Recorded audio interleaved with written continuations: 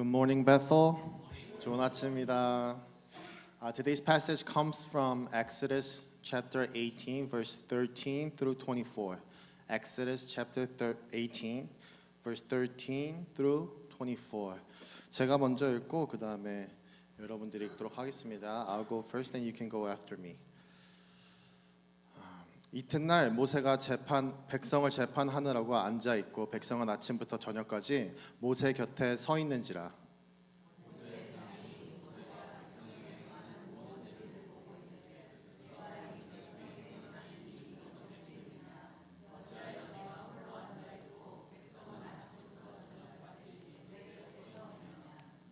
모세가 그의 장인에게 대답하되 백성이 하나님께 물으려고 내게로 오미라.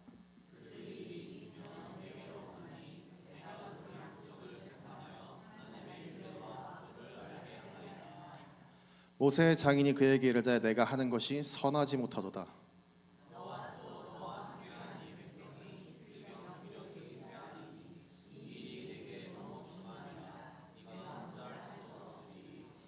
이제 내 말을 들으라. 내가 내게 방침을 가르치리니 하나님이 너와 함께 계실지로다. 너는 하나님 앞에서 그 백성을 위하여 그 사건들을 하나님께 가져오며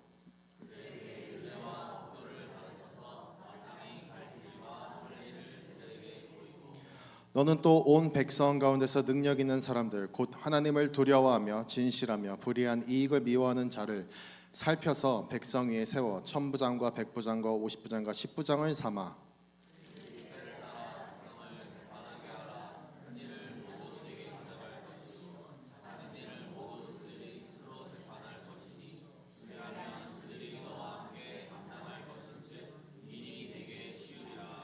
내가 만일 이 일을 하고 하나님께서도 내게 허락하시면 내가 이 일을 감당하고 이 모든 백성도 자기 곳으로 평안히 가리라.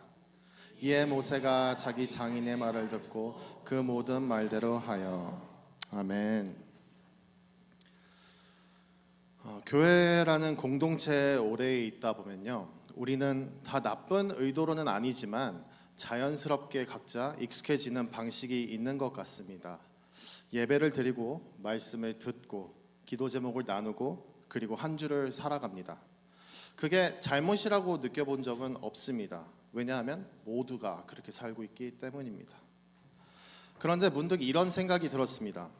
우리는 성경 말씀을 따라 살려고 모인 사람들이잖아요.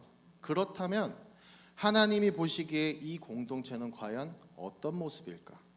그리고 각자가 익숙해진 이 모습이 하나님의 생각과 정말 맞닿아 있을까? 오늘은 본문을 통해서 이 질문을 같이 생각해 보려고 합니다. 오늘 본문은 출애굽기 18장에 위치해 있습니다. 저는 보통 성경을 읽다가 설교 본문을 정하는 경우가 많아요. 그리고 나서 설교 본문을 정하면은 1장부터 본문까지 흐름을 알기 위해 혹은 놓친 게 없는지 다시 읽어봅니다. 그래서 그런지 제 설교는 대부분 한 책의 초반에 나옵니다. 막 묵상하고 생각하다가 다음으로 넘어가지 못해서 그래요. 아무튼 이번 설교를 준비하면서 출애굽기를 쭉 읽는데 읽다 보니까 막 숨이 찹니다. 너무 정신없이 달리는 책 같아요. 진행도 너무 빠르고 긴장감이 놓여지는 장이 없습니다. 시작부터 바로가 히브리인들을 위협하고 아이들을 죽이라고 명령합니다. 이 와중에 모세는 살아남는데 좀 커서 애굽 사람을 죽입니다. 그리고 나중에 부르심을 받고 바로 앞에 서게 됩니다. 그리고 재앙이 이어지고 밤중에 이스라엘은 급하게 애굽을 떠나게 됩니다. 그런데 앞에는 홍해가 막혀 있고 뒤에는 군대가 쫓아옵니다. 겨우 건너였는데 광야에는 들어서자마자 물도 없고 먹을 것도 없어서 백성들의 원망이 터져 나옵니다. 그렇게 쉴 새 없이 달리고 오늘 본문 직전장인 17장에서는 아말렉이랑 전쟁까지 치릅니다. 이야기가 막 롤러코스터 같아요. 롤러코스터. 긴장감을 한번 줬다가 이제 좀 풀리나 싶으면 또 긴장하게 만들고 그게 반복됩니다. 그런데 오늘 본문이 18장에서 그 속도를 확 줄입니다. 쫓기는 장면도 없고 부르짖는 소리도 없어요. 그렇다고 하나님의 개입이 폭발적으로 등장하지도 않습니다. 마치 달리던 사람이 걸음을 늦추는 것처럼 우리를 차분하게 만드는 장이에요. 출애굽기 18장에서는 오늘 본문 전까지 모세의 가족들이 등장하고 음식을 함께 나누는 장면이 나옵니다. 지금까지 숨가쁘게 달려왔던 이 출애굽 과정이 이 장에서는 차분하게 대화 속에 등장을 해요. 대화 속에. 이미 지나온 길을 돌아보며 정리해서 서로 나누고 있습니다. 그리고 모세의 장인 이드로는 그 이야기를 듣고 하나님을 찬송합니다.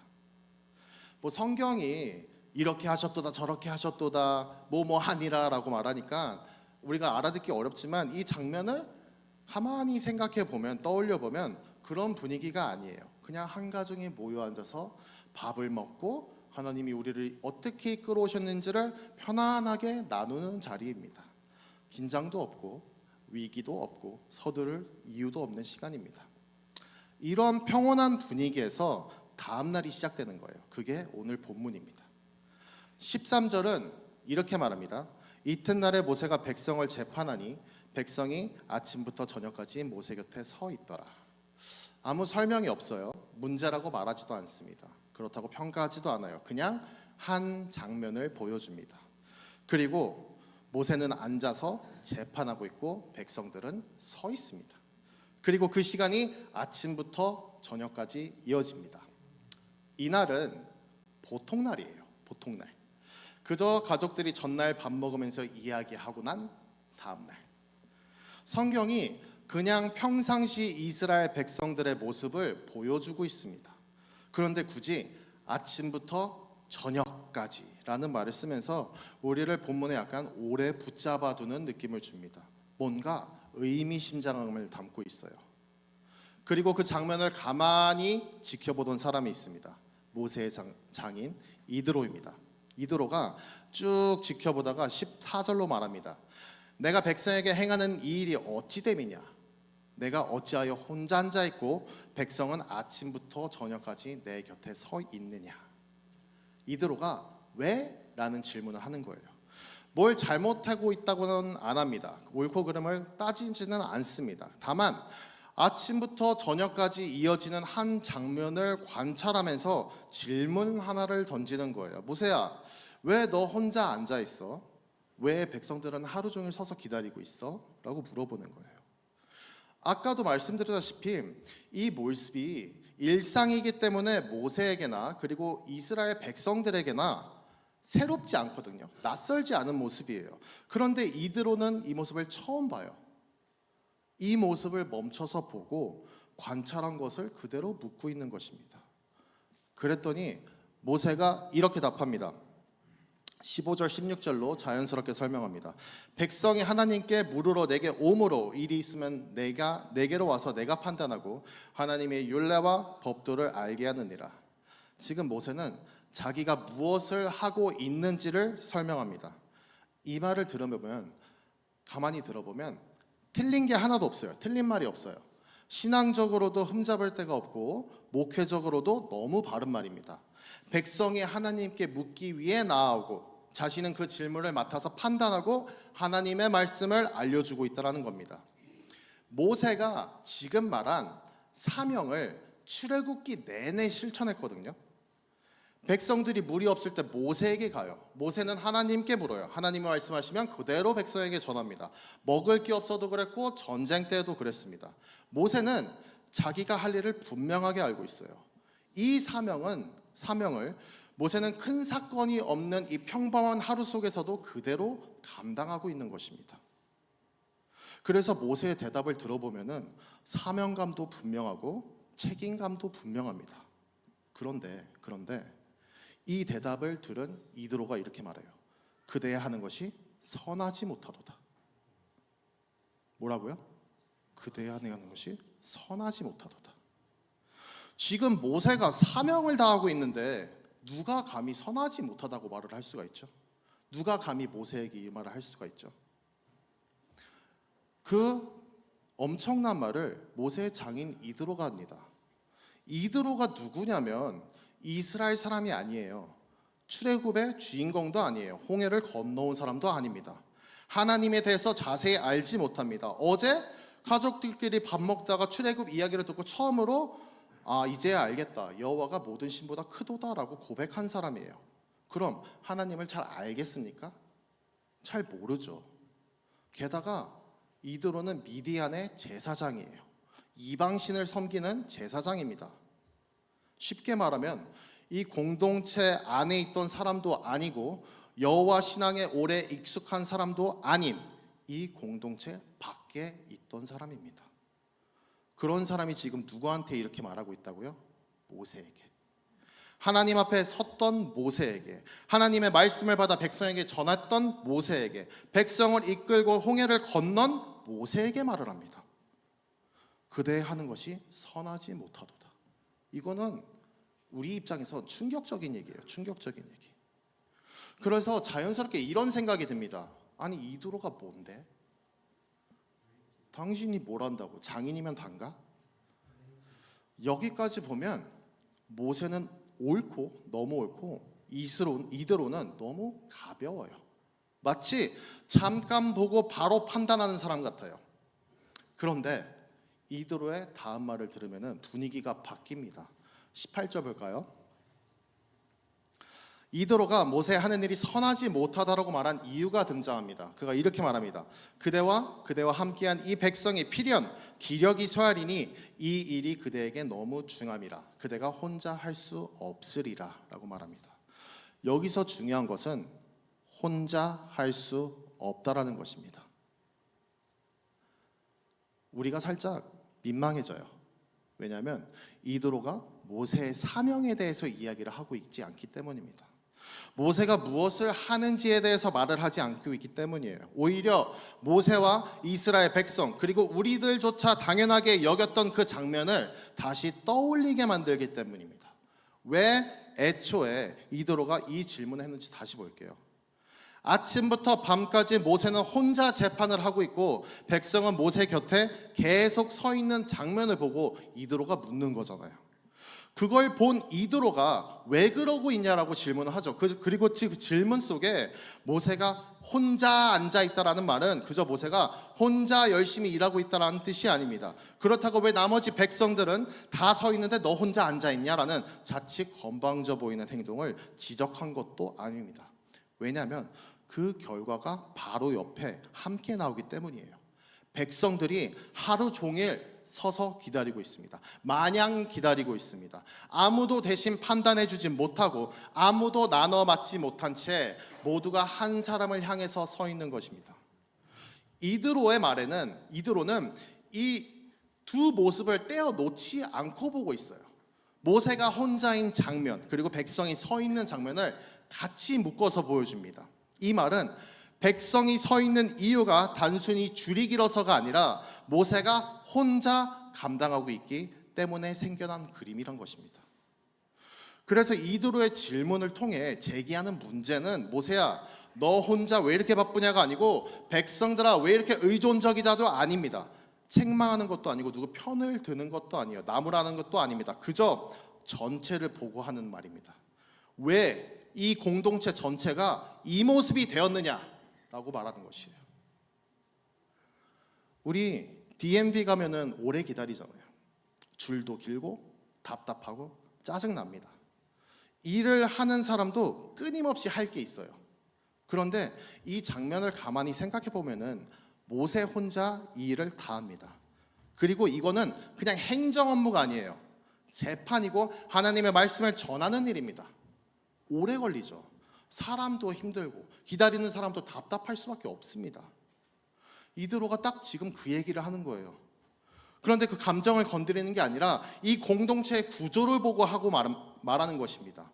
개인의 성실함이랑 상관이 없이 그게 문제가 아니고 이 관계가 만들어낸 결과가 모세 혼자 일하고 나머지는 가만히 서 있기만 한 거예요.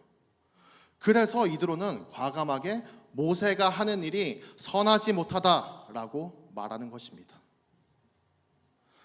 모세는 이 이드로의 질문을 듣고 아예 그쪽으로 생각해 본 적이 없어요.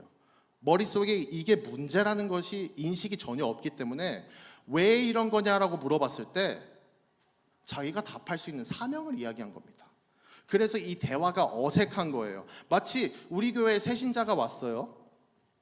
그러다 한 성도님이 이렇게 물어봅니다. 우리 교회 어떻게 오셨어요? 라고 물어보면 의도가 뭐죠? 우리 교회를 어떻게 알고 왔냐? 아니면 교회에 어떻게 나오시게 됐냐라고 하는 거죠. 근데 그 새로운 분이 이렇게 대답하는 거예요. 차 타고 왔습니다. 질문의 의도를 전혀 파악하지 못하는 모습이에요. 이드로는 공동체 전체의 모습이 왜 이런 것이냐라고 물어보는데 자기 사명을 대답한 모세가 딱 그 모습인 것입니다. 왜? 이쪽으로 전혀 생각해 본 적이 없으니까. 그래서 이드로가 모세의 답변에 아예 대답을 안 합니다. 논지를 흐트러버리지 않기 위해서 사명이 아닌 자신의 질문의 의도인 공동체의 구조에 대해서 말을 하고 있는 것입니다. 그리고 그 구조에 대해서 내가 하는 일이 선하지 못하다라고 하는 것입니다. 왜? 이 구조를 리더인 모세가 만들었기 때문입니다. 그런데 가만히 생각해 보면 지금 이드로가 이야기하는 것은 공동체의 구조가 굉장히 비효율적인 것을 말하고 있거든요. 한 사람이 모든 일을 감당하고 있고 나머지는 하루 종일 서서 기다리고 있고, 이건 분명히 지속 가능하지 않은 구조예요. 그럼 이 이드로가 이 광경을 보고 할 말은 비효율적이다가 맞잖아요. 그런데 비효율적이다도 아니고 구조가 위험하다라고도 말하지 않습니다. 이드로는 선하지 못하다라고 얘기를 해요. 이게 오늘 본문에서 이해가 되지 않는 부분인 것입니다. 선하지 못하다. 그래서 선한 것이 무엇인지 알려면은 우리가 선하다라는 표현이 성경에서 어떻게 쓰이는지를 알아야 됩니다. 성경에서 선하다라는 말은 단순히 착하다라는 말이 아닙니다. 좋다. 선하다가 원어로는 같은 말인데 이게 창조적인 의미를 담고 있어요. 창조적인 의미. 하나님의 보시기에 합당하다라는 뜻입니다. 하나님이 의도하신 질서에 맞다라는 의미를 담고 있습니다. 이 말이 어디에 많이 등장하죠? 하나님의 창조를 말할 때 많이 등장합니다. 창세기 1장에 보면은 하나님이 창조하실 때마다 반복해서 말씀하십니다. 하나님의 보시기에 좋았더라. 같은 말이에요. 선하다. 이 말은 그저 기능이 잘 작동하고 있다는 뜻이 아닙니다. 해가 떠 있고 땅이 돌아가고 식물이 자란다라는 말이 아니에요. 하나님의 의도하신 자리와 질서에 정확히 놓여져 있다라는 뜻입니다. 그래서 선하다라는 말은 효율의 언어가 아니라 질서의 언어입니다. 질서의 언어. 그런데 같은 창세기에서 하나님이 처음으로 좋지 않다라고 말씀하시는 장면이 나옵니다. 이렇게 말씀하세요. 사람이 혼자 있는 것이 좋지 아니하니. 여기서도 문제는 능력이 아닙니다. 아담이 일을 못해서가 아니에요. 농사를 잘 못 지어서가 아니에요. 비효율적으로 일해서가 아니에요. 혼자라는 상태 자체가 하나님의 의도하신 인간 존재의 방식과 맞지 않기 때문입니다. 그러니까 선하지 못하다라는 말은 고장이 났다라는 뜻이 아니라 창조 질서와 어긋나 있다라는 뜻인 것입니다. 그리고 오늘 출애굽기 18장에서 이드로가 그 모든 판단이 한 사람에게 집중되어 있고 공동체는 그 한 사람을 향해 줄 서 있는 모습을 보고 선하지 못하다, 좋지 못하다라고 말을 합니다. 하나님이 새롭게 세우고 계신 공동체의 형상과 맞지 않는 그림이기 때문입니다. 하나님은 이스라엘을 애굽에서 건져내셨습니다. 애굽은 한 사람의 권위 아래 모든 것이 집중되는 체제였습니다. 바로는 혼자 앉아있고 나머지는 서 있는 구조였습니다. 그런데 광야로 나온 하나님의 백성의 모습이 여전히 한 사람 중심, 나머지는 수동적인 구조라면 이건 단순히 비효율적인 게 아니라 새 창조의 공동체의 어긋난 모습이란 것입니다. 그래서 이드로는 행정적인 언어, 비효율적이다라고 하지 않고 창조의 언어를 가져옵니다. 선하지 못하다. 이건 모세의 사명을 부정하는 말이 아닙니다. 오히려 그 사명이 왜곡된 방식으로 감당되고 있다라는 말입니다. 하나님의 맡기신 일을 모세 혼자 다 감당하고 있고 하나님이 부르신 백성은 그 일에 참여하지 못하고 있습니다. 바쁜 구조가 아니에요. 하나님의 의도하신 공동체의 질서와 맞지 않는 상태라는 것입니다. 그래서 이드로가 해결책을 얘기하기 시작합니다. 사람을 세우라고 합니다. 10부장, 50부장, 100부장, 1000부장을 세우라고 말합니다. 모든 문제를 다 모세에게 가져오지 말고 작은 일을 맡기라고 합니다. 그래서 이드로의 제안은 단순히 일을 나누자라는 이야기가 아니에요. 사람을 세우라는 이야기입니다. 공동체 안에 책임의 자리를 만들고 하나님을 두려워하는 사람들을 세우고 여러 문제들을 다루게 하고 점점 하나님 나라의 질서가 공동체 안으로 스며들게 하라는 것입니다. 지금까지는 모든 문제가 모세에게로 올라갔어요. 그럼 백성은 늘 의존하는 위치에 머뭅니다. 하나님께 묻는 건 모세의 몫이고 판단하는 것도 모세의 몫입니다. 백성은 기다리는 존재입니다. 그런데 이드로가 말하는 구조는 다릅니다. 이제 어떤 사람들은 판단해야 됩니다. 어떤 사람들은 하나님의 율례를 이해해야 됩니다. 어떤 사람들은 작은 문제라도 책임져야 됩니다. 이게 뭐냐면 백성들이 제자로 자라나는 구조입니다. 제자는 절대 혼자 만들어지지 않습니다. 항상 한 사람에게만 의존하는 구조에서 자라지 않습니다. 늘 질문만 하고 늘 답만 듣고 늘 기다리기만 하면 그 사람은 편할 수 있어도 자라지 않습니다. 그런데 책임을 맡기면 이야기가 달라집니다.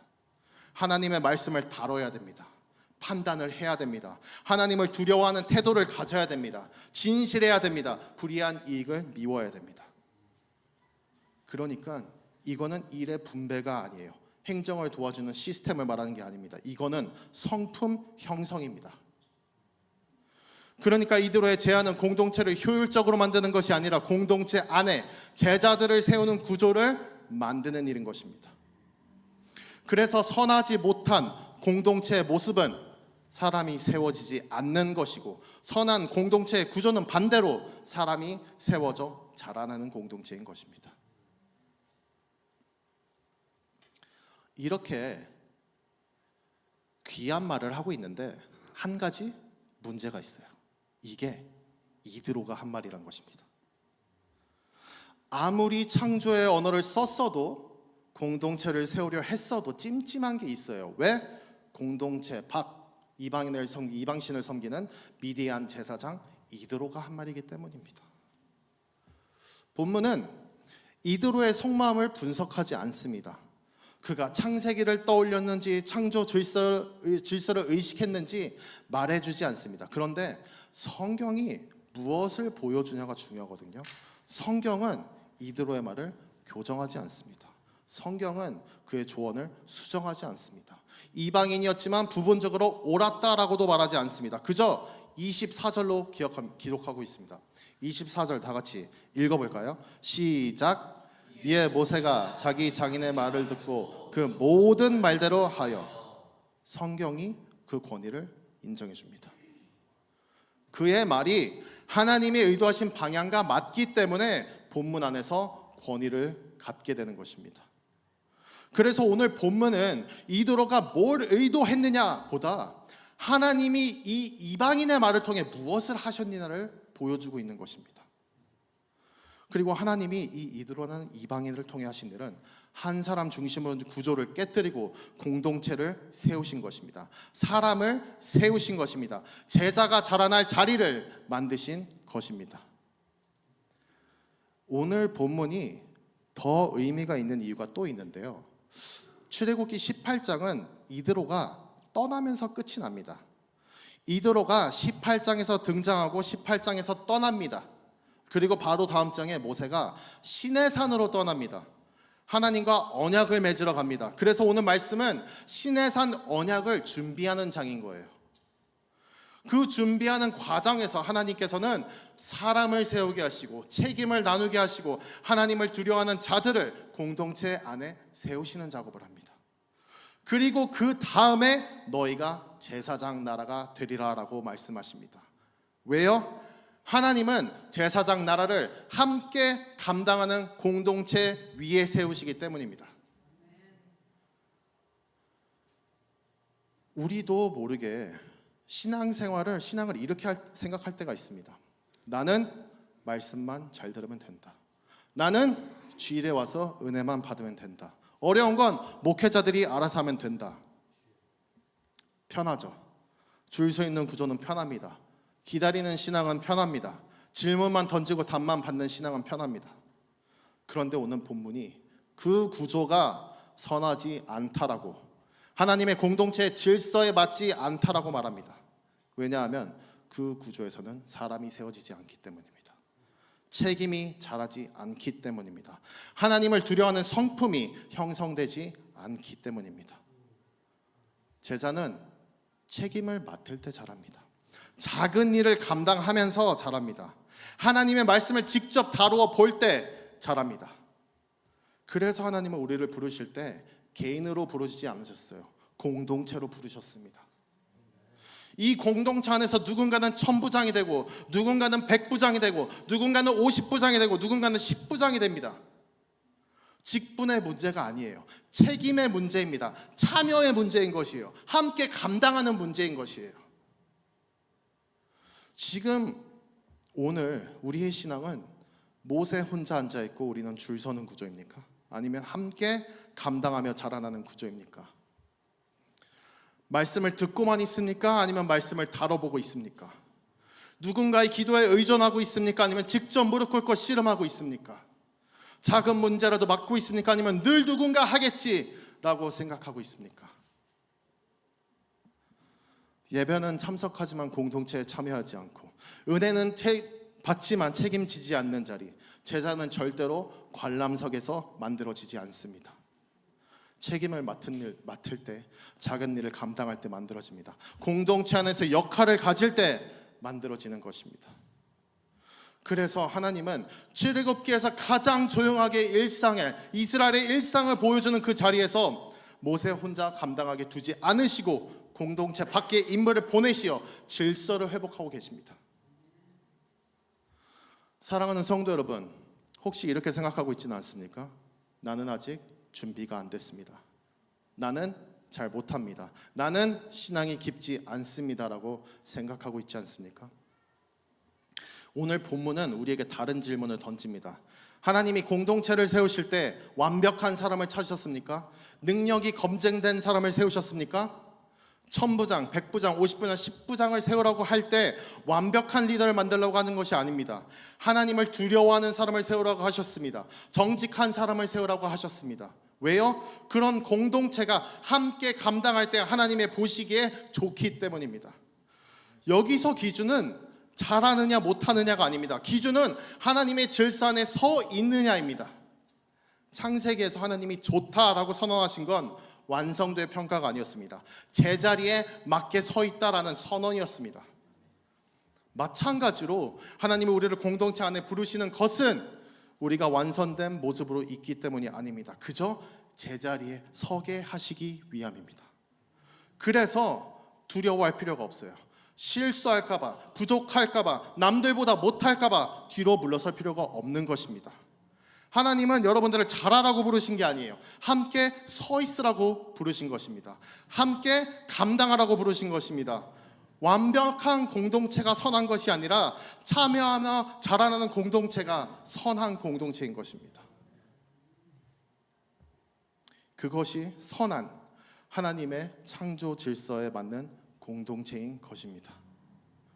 그래서 지금 중요한 건 내가 잘할 수 있을까가 아닙니다.